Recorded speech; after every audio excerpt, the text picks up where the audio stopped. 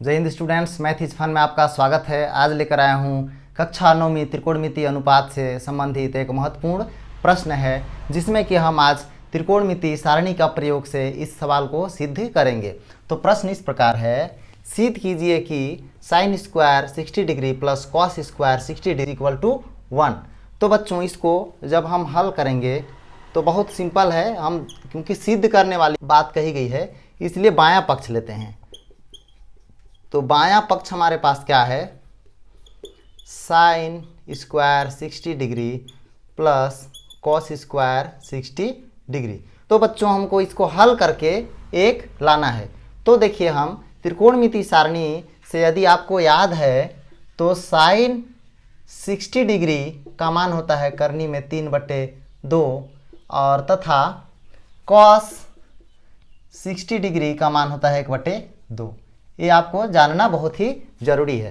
तो स्टूडेंट्स, इस मान को हम यहाँ पे रखते हैं। तो साइन स्क्वायर 60 डिग्री अर्थात करनी में 3/2, यहाँ स्क्वायर है इसलिए कोष्टक लगाकर घात में 2 करेंगे धन का। सेम उसी प्रकार कॉस 60 अंश का मान 1/2 और पूरे के घात में 2। यहाँ पर देख रहे होंगे बच्चों आप, घातांक का नियम क्या था, a/b था और पूरे के घात में यदि m था तो a के घात में m/b के घात में m होता था। तो उसके आधार पर ये घात जो होगी दोनों के लिए अंश और हर दोनों में लागू होगी। तो करनी में 3 के घात में 2 बटा में 2 के घात में 2 धन 1 के घात में 2 बटा 2 के घात में 2। तो बच्चों, मैंने बताया था कि करनी के अंदर जो संख्या होगी और उसका वर्ग होगा तो वही संख्या को हम नीचे उतार देते हैं और बटा में 2 का गुणा 2 के साथ होगा अर्थात 2 दूना 4। तो 4 लिखे धन का 1 एकम 1 और 2 दूना 4। अब दोनों का बच्चों लघुत्तम लेंगे तो आएगा 4 और फिर चूंकि यहाँ भी 4 है यहाँ भी 4 है, इस चीज़ को 3 धन 1 लिख सकते हैं। तो देख रहे होंगे आप 3 और 1 4 बट्टे में 4 होता है।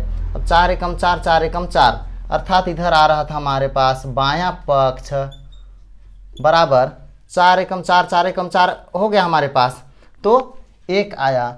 अब यही तो है बच्चों हमारे पास सिद्ध करना था। बायां पक्ष और दाहिना पक्ष क्या लाना था, 1, अर्थात इसको हम लिख सकते हैं दायां पक्ष। लिखेंगे अंतिम में यही सिद्ध करना था। तो बच्चों, इस तरह का प्रश्न 2 अंक में पूछे जाते हैं, आप स्क्रीनशॉट ले लीजिए।